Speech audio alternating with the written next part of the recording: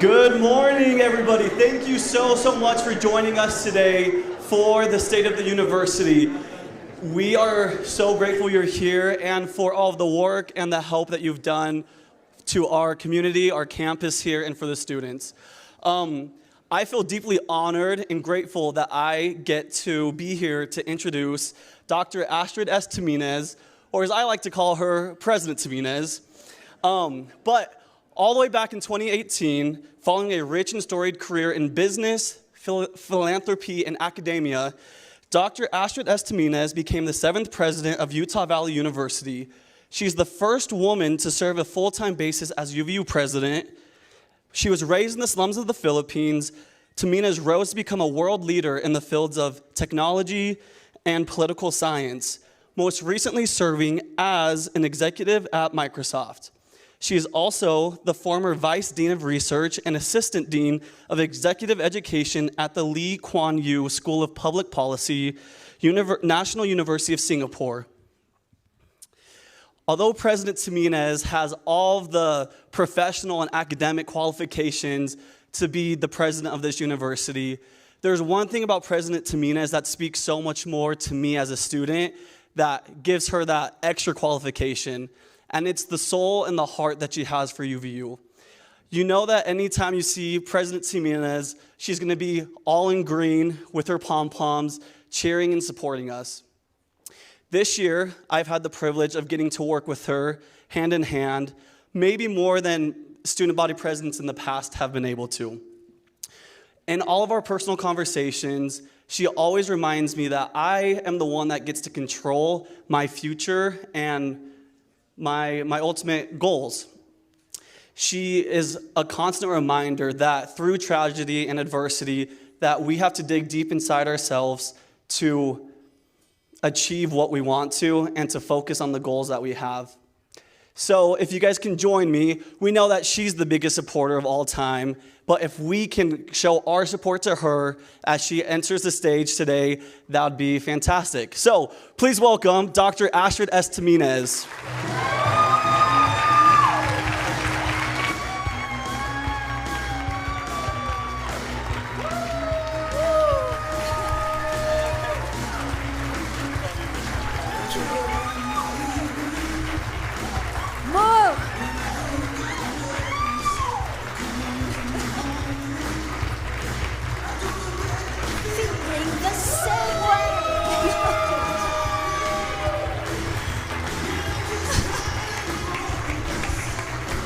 Hey there, baby. I need just a little help. You're sitting down already? Come on. All right, can you all hear me? Thank you, Kyle, for that great introduction. There's a lot to talk about today, and I'm so grateful that you're spending this next hour with me. I want to thank all my friends, colleagues. I believe I have one child in the audience. There! Hi, Whit. So I want to begin with a Wolverine story that I recently heard from Vice President Val Peterson. It's about our student Morgan Noakes, the second All-American in UVU history in cross country. And she ran the 6K race in 19 minutes, 10.4 seconds.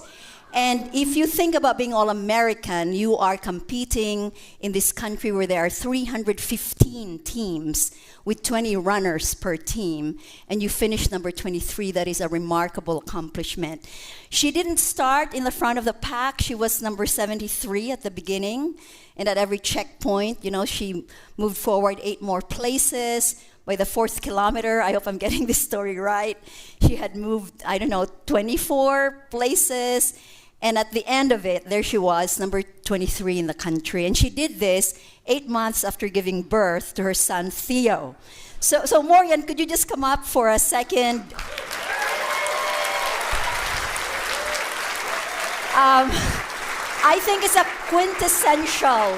quintessential Wolverine story of surprising people, grit, strength, speed, surprising people with what you can do. So what were you thinking when you were in the back of the pack? Well, I was a little bit nervous because we were a little bit far back. But I knew that that was kind of what I was going to do going into the race. I feel like one of my strengths is to start a little bit further back and be a little bit more conservative and work my way up. And so even though I was a little bit nervous seeing all the girls in front of me, I was pretty confident in my position at that point because I knew that I was going to continue to work my way up. All right. Talk about Theo and becoming a mom. By the way, the baby is so well dressed. Look at that. That's from the UVU campus store, okay? Yes. The height of fashion. How did you...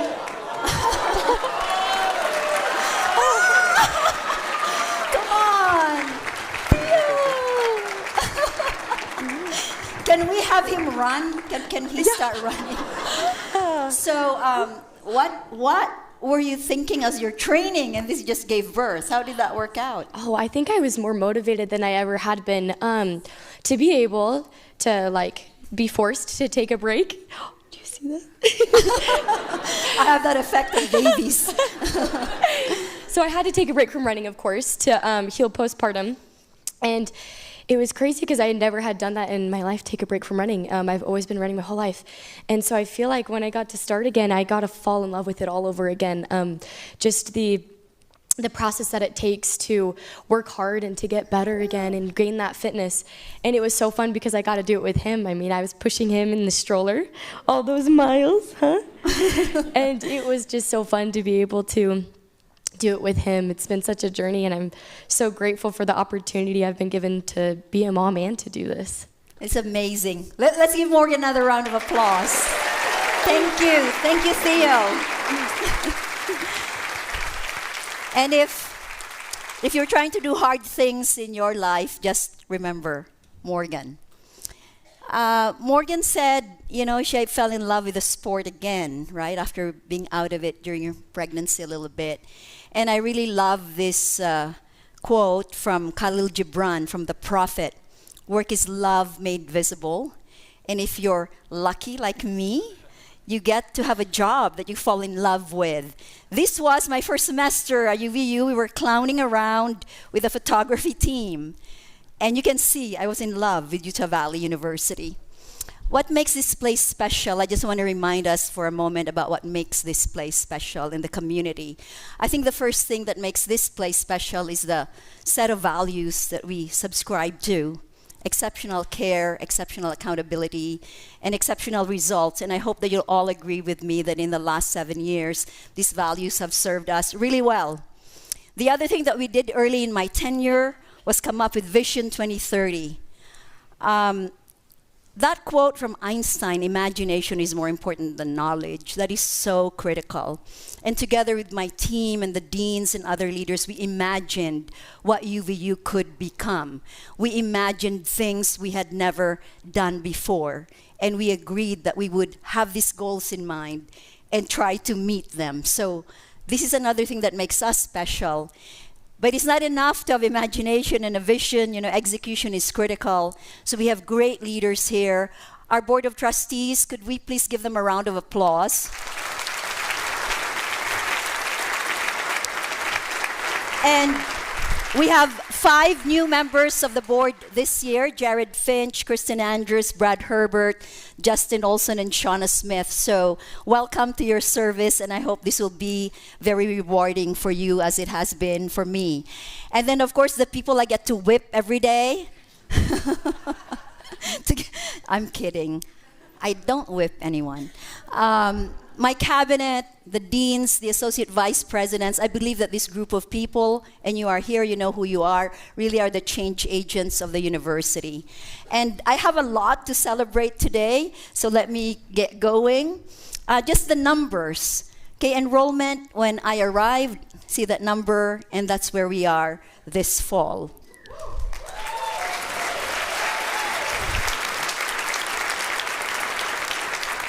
We have a lot of students. We educate the most Utahns, and I've told this story over and over that the investments made in UVU are investments in Utah. And in any given year when we survey, between 74 to 78% of our graduates are still here in Utah, working, building families, active as citizens. That dark green, that's the number of Utahns that are at UVU as a percentage of our student body, 94%. And we punch above our weight. If you look at retention completion, and this is in the context of us being an open admission university, we admit everybody. And you see that the national average for retention is 60%. We are in the 70s. And in completion, we set a goal of 45% by 2025, and we hit above that in 2024, a year early. So let's give that a round of applause.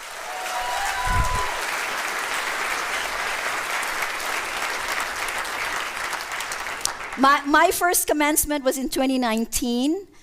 If you remember, the speakers were the 5 Browns. We had 5 Steinways, and they played the Firebird. And that's the number of students that we graduated. And in 2025, that's our number of graduates.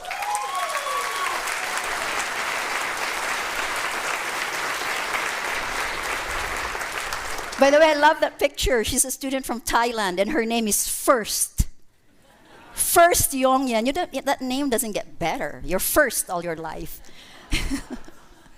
And high yield awards. If you don't know what these are the 4 5-star jobs that the state of Utah considers important for the economy. And for the entire system of higher ed, 76.3%. We are at 82.6%. So a lot of relevance in the graduates that we are producing, relevant for the economy. And I've said many times, I've used the phrase the American dream, that the university is a very powerful tool for making the American dream come true. And here at UVU, we do it at scale with a very large student body, 40% of whom are first in their families to attempt college. And you see how many are working, 79% work while in school. And I can't count the number of times I've checked out of Smith's or any other grocery store and somebody says, hey, President Tuminez, I'm a student and I'm working here while going to school full time. So there's a lot of grit represented, 21% students of colors, we have adult learners. I think this is the strength of UVU, is really the non-prejudicial approach to education. How many of you love our campus?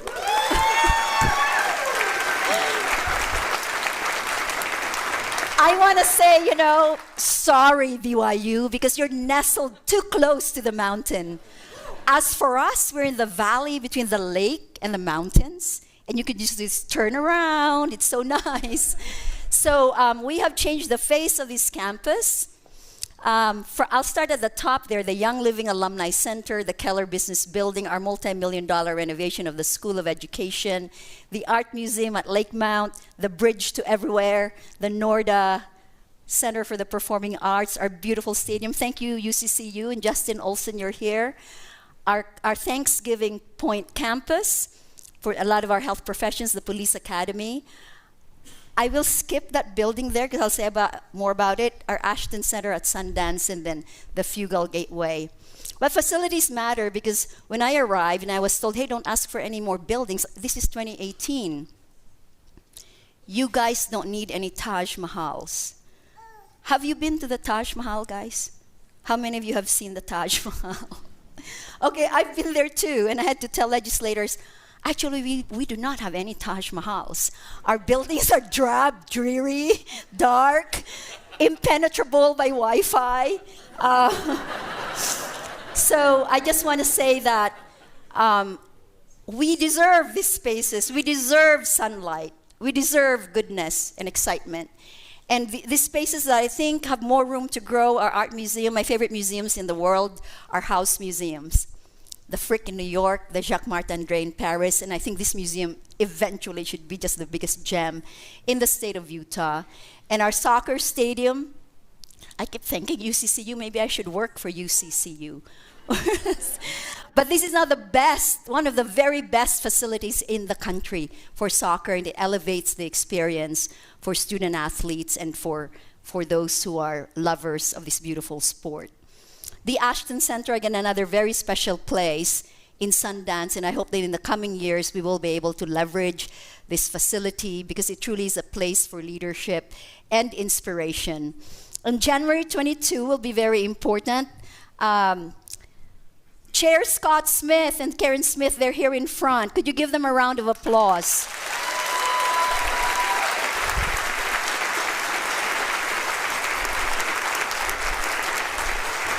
We will be cutting the ribbon on January 22.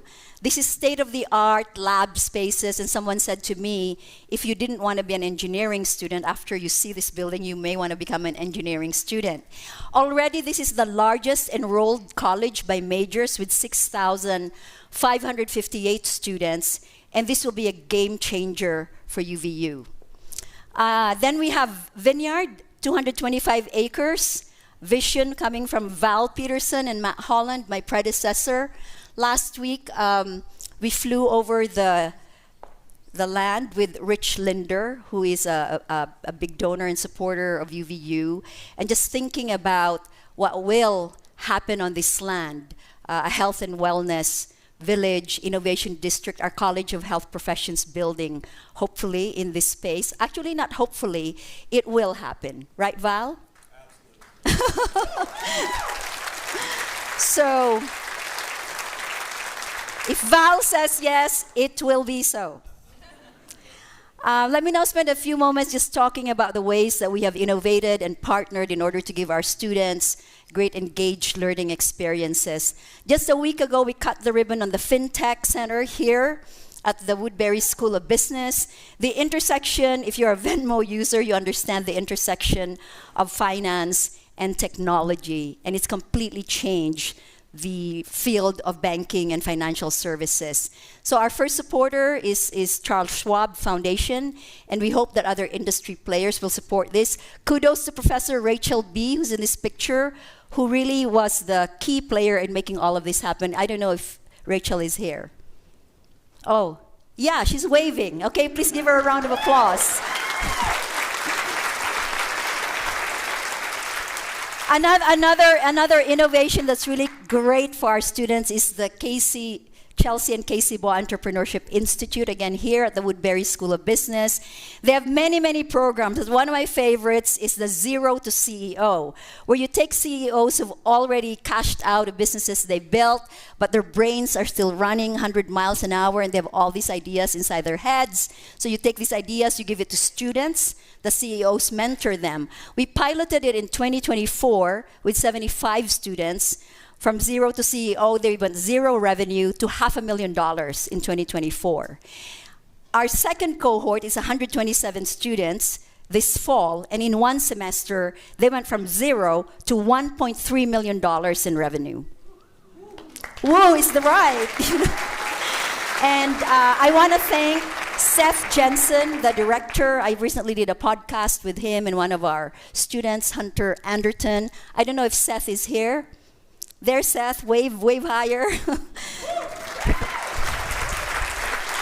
And I want to thank Zions Bank. Scott Anderson is here. Zions Bank is now an official sponsor of Zero to CEO. This just goes to show what you can do with talent, energy, and a brilliant idea. And now, let's do a few questions and answers. Yes, Governor Herbert, my friend. Thank you, President. Remarkable success we've seen here at UVU. It's really hard to believe. And the number of enrollment, I see numbers going up. Do you see a time in the future when we're going to have to cap enrollment?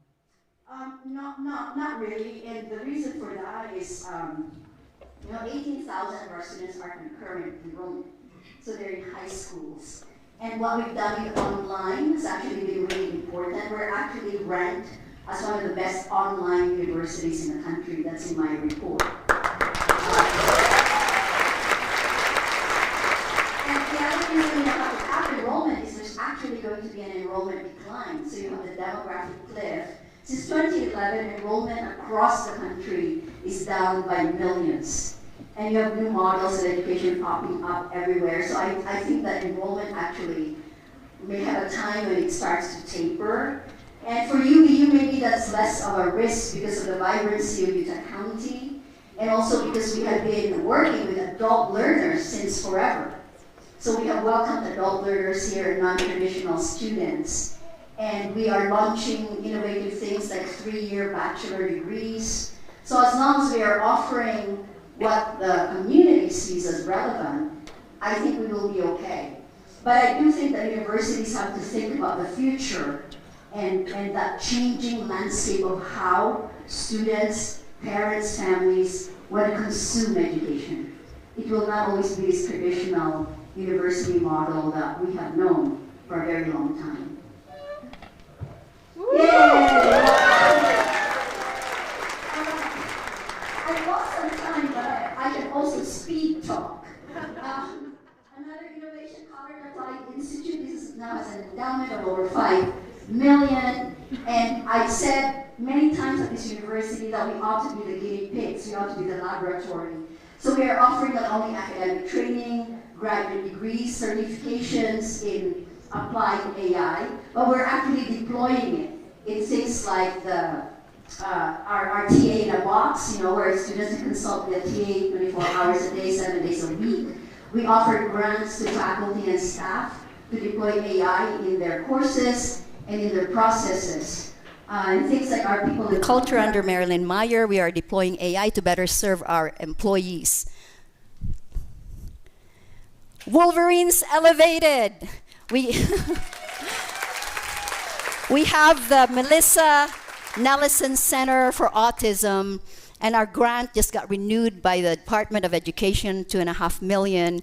And this is where we help people with intellectual disabilities build a life for themselves, have a degree, and be able to self-advocate better, because they too deserve the best that they can be.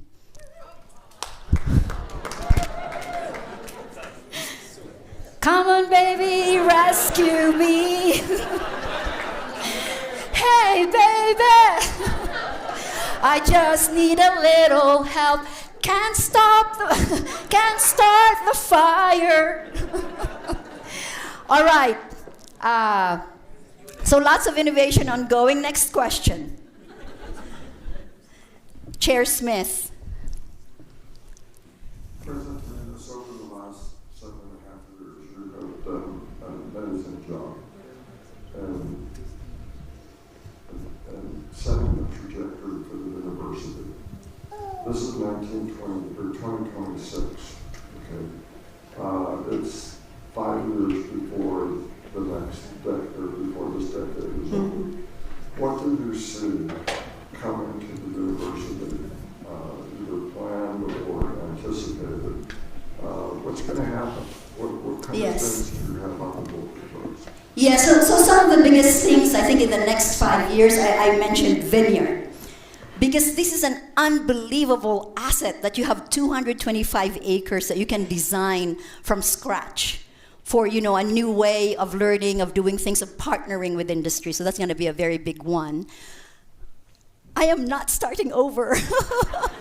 This is not Groundhog Day.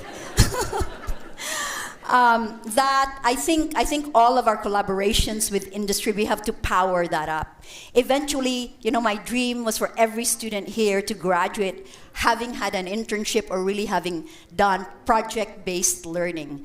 Because today, employers are finding it very hard to find employees who know how to show up, how to collaborate, how to communicate. So I think that's really another big one. Our 3-year degrees will be big. I think that's a continuation of the innovation that we need to have. I am so nervous to start this again. I feel like this is a bad relationship with my PowerPoint because it's showing on that screen. And then I think, frankly, really continuing education with AI. The way that knowledge is going to be generated and disseminated is going to be so different. And when I was at the Washington Post Global Women's Summit a month and a half ago, one of the speakers was the founder of this school in California. They're actually in 4 states. They have no teachers, K-12, tuition $40,000 to $75,000. All the teachers are AIs, are AI, and they have humans, a few humans that function as guides. So I think we're up against this model. So what do you do with the university space, which I still think is just an amazing resource for creating human beings? we give birth to adults here, to humans. And I think in the age of AI, where you need empathy, creativity, humanness, I think the university has to think about a strategy for that. And the Smith College of Engineering and Tech is another big deal for the next 5 years. We're gonna be doing so much in that college with new leadership. Next question.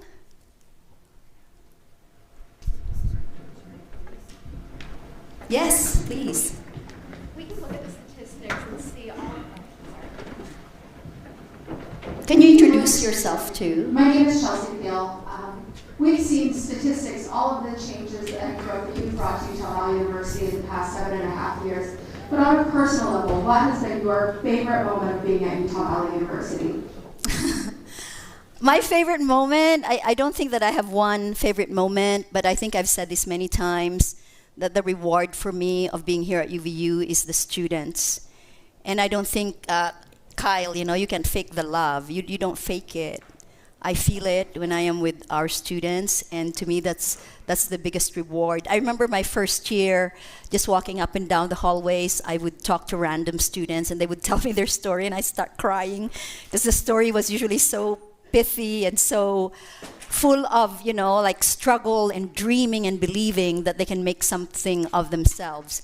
So those are my favorite moments. I would say that every freshman convocation every year fills me with such joy, and every commencement, because I see the bookends, of the year.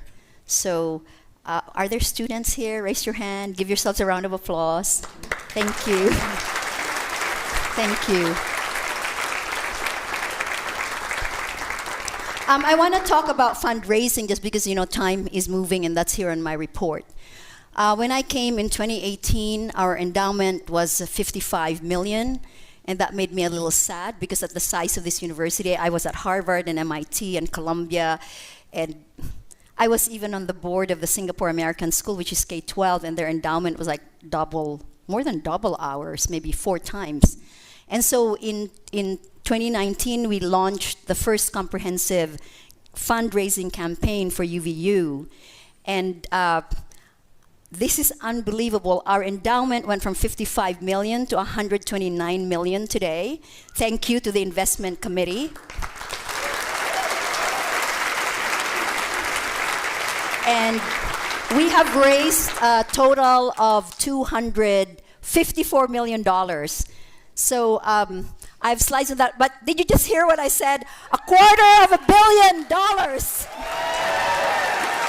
And I want Kyle Reyes and his team to stand.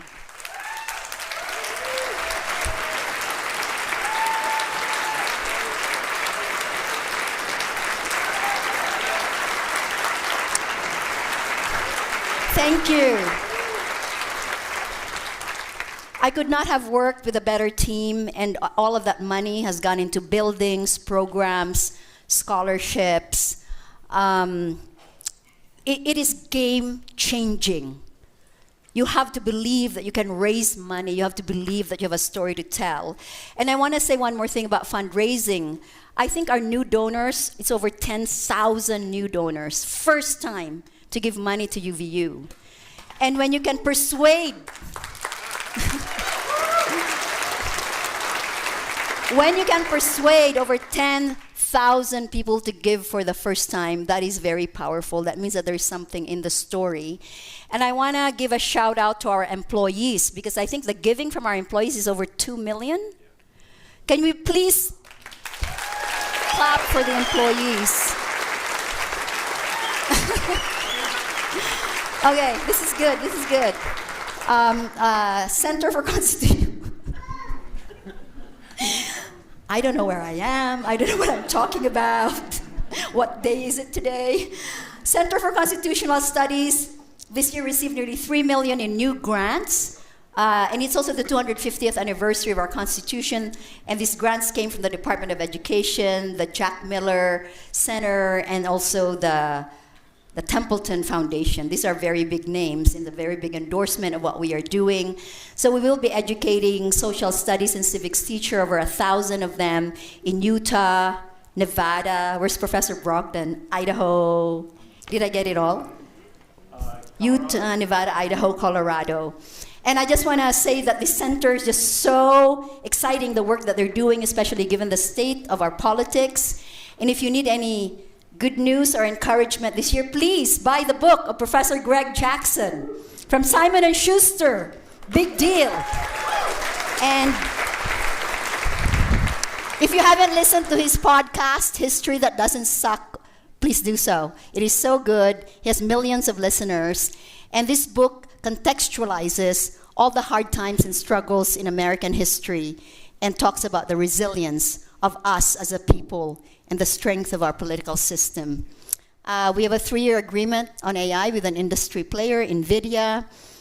We also play well with our sister institution, Salt Lake Community College. We just signed an agreement so that all their students get, if they finish something at Salt Lake Community College, we give them full credit here, and we will even match the scholarship that they have at Salt Lake Community College.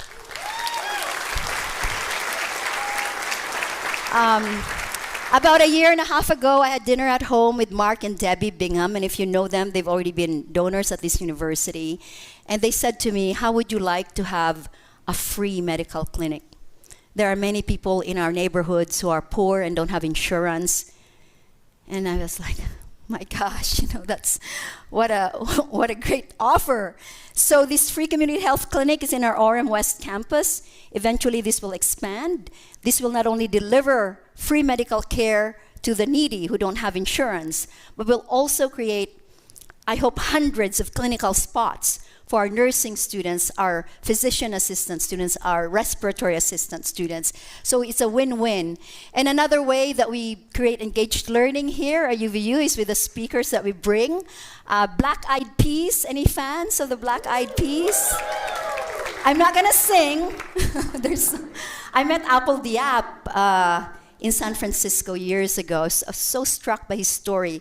He was a half-black kid in the Philippines.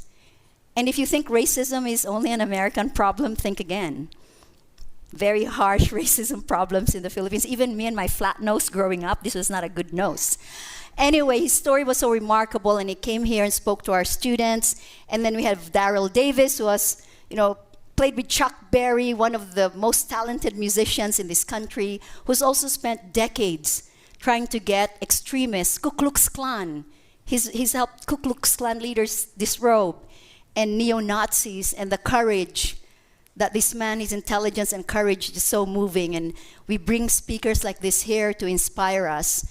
Achievements, very quickly. Okay.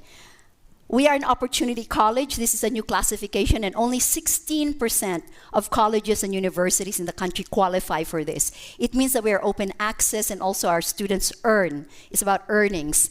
We have also been selected as a community engagement college, meaning we don't sit in an ivory tower, but we actually engage with our community and the players in our community. I already mentioned our online recognition. We consistently place in the top, like number 1 in Utah, number 5 in the West. And this ranking is all about how much are you earning 6 months after graduation, and how does that compare as a ratio to the tuition and fees that you paid. Okay, this is one of my most favorite things at this university. This is almost as good as beating BYU twice in basketball. This is a cybersecurity contest, and students from our Center for National Security Studies compete. They're all undergraduates. And we have won this twice. It's a multi-day and maybe even a 2-week competition where you're given a cybersecurity problem, and you have to present to officials from the White House, the CIA, the Department of Homeland Security. And we have won this twice in the country, competing against graduate students, competing against Columbia, Stanford, Duke, New York University, the U.S. Air Force Academy, Brigham Young University. I know my friend Janet Lee Chamberlain is here, whose late husband was president of BYU. I love BYU, I'm a graduate, so. But doesn't that feel good?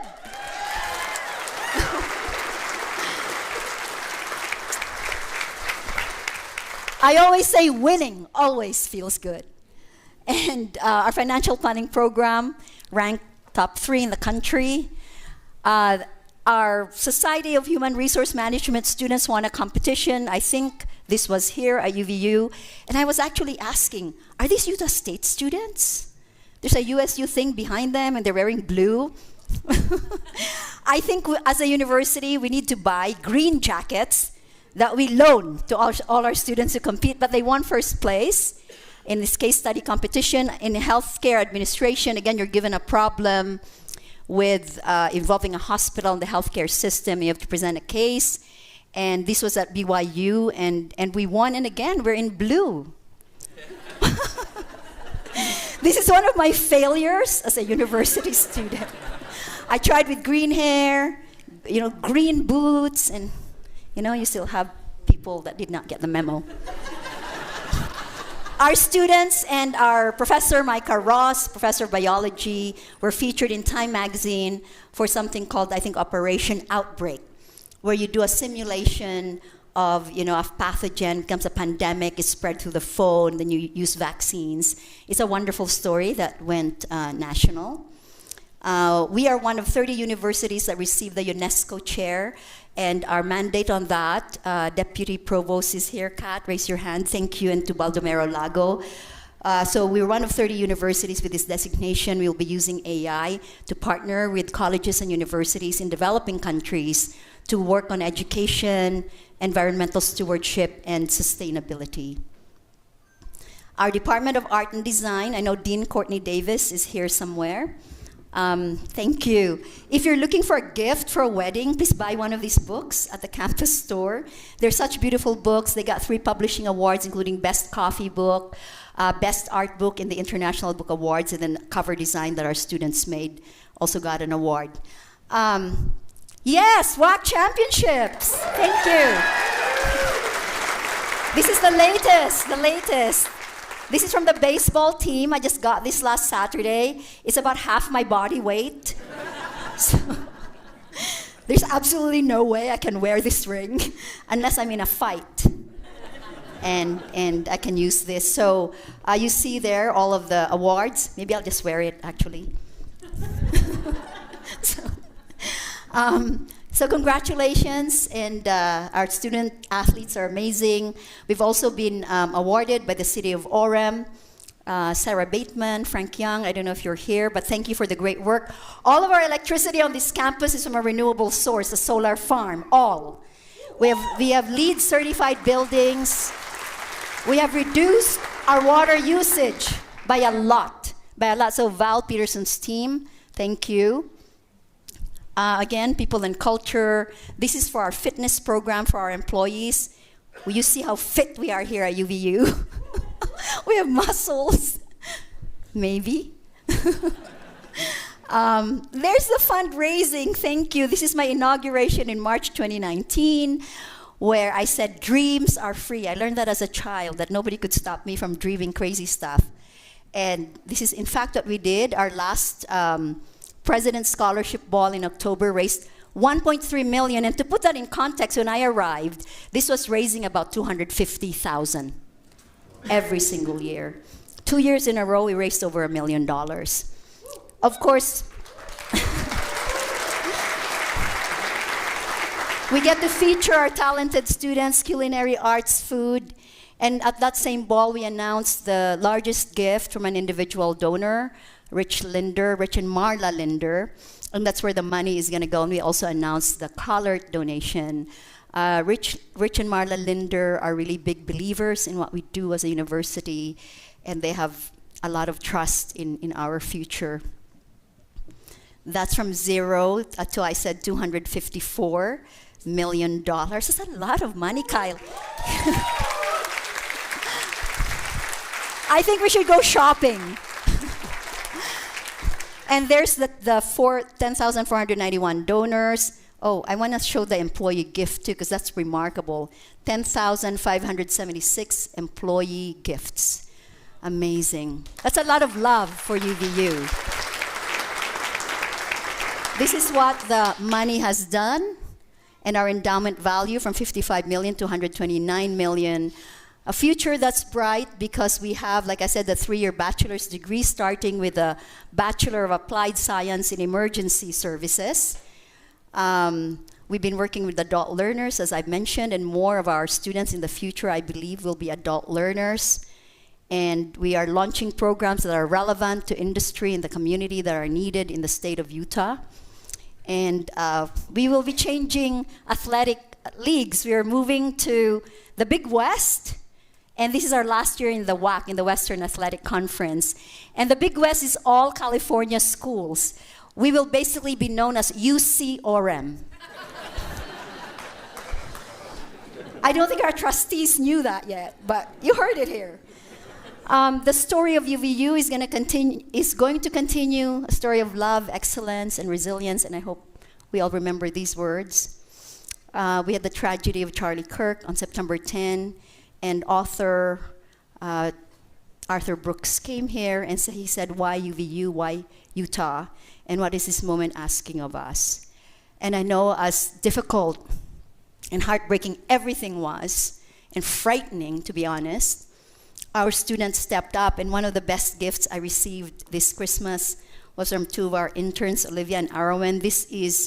They took some of these Post-its. This is an art installation with the questions, how have you witnessed kindness in the midst of tragedy? How have you shown kindness?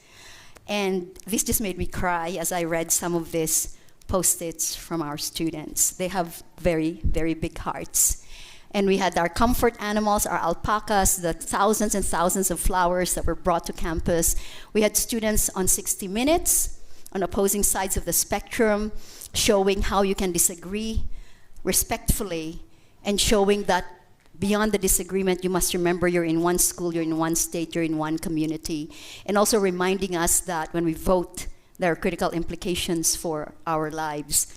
And we had Senator Mark Kelly here, Democrat from Arizona, Senator John Curtis, Republican from Utah, again modeling what conversation can be like. And this initiative, Our Better Selves for a Better America, I hope very much that for the coming years, this will be a critical part of the UVU landscape. Our students were oversampled in a survey by the Foundation for Individual Rights and Expression. And more than 10% of that sampling was UVU, and we showed up as the most tolerant campus in the entire country. And that our students,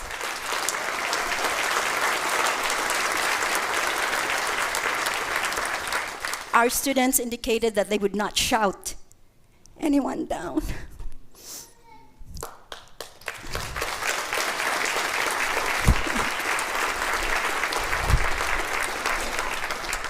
Okay, so we're at the very end. I know it's kind of a long presentation. So I just want to end on a personal note. Many of you have seen this picture. There's me as a 10-year-old. There's my neighborhood, my very funky, very cool neighborhood that I grew up in. You know, when you live in the sea, it's pretty amazing. And one of the things I was really frightened of when I was a child was typhoons. Because typhoons are horrendous, tropical typhoons, and your structure is not very strong. And I always wondered if I would live to see another day. And somehow, I always lived to see another day. And I know you're all familiar with so many storms in my life this year. Some of it very public, some of it very private, all of it very crushing.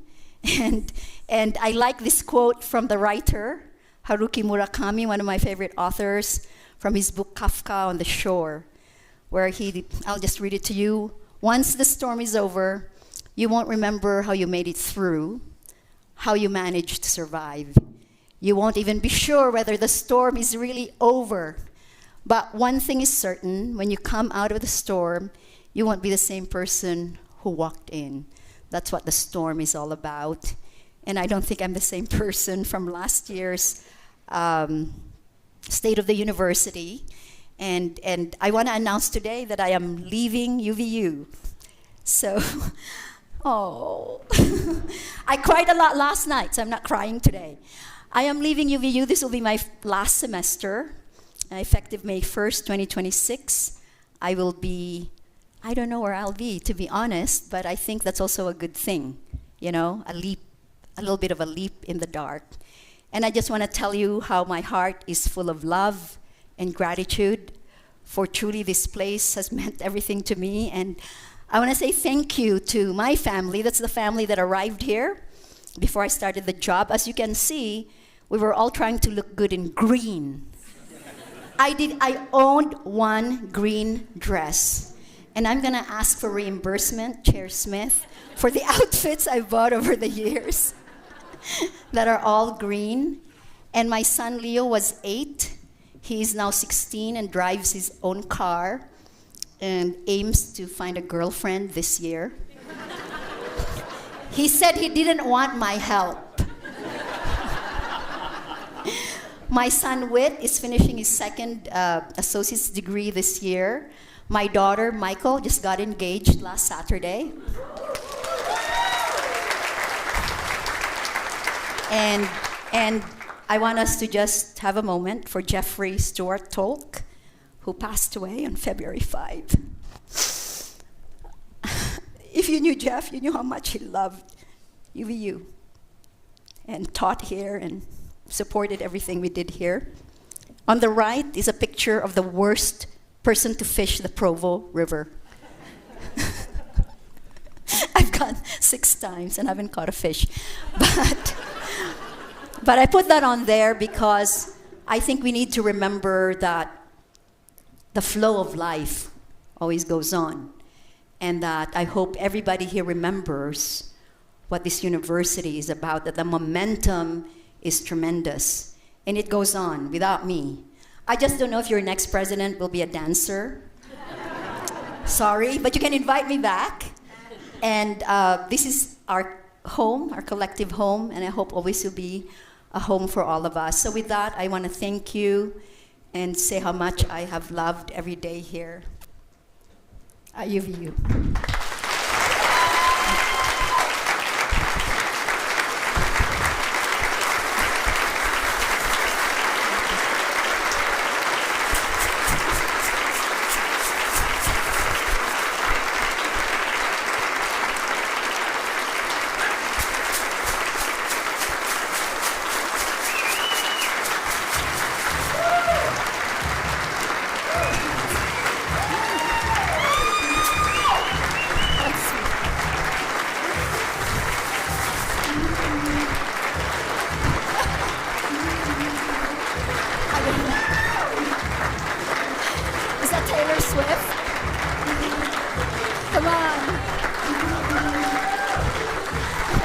What song is this? What song is this? What song is it? Oh!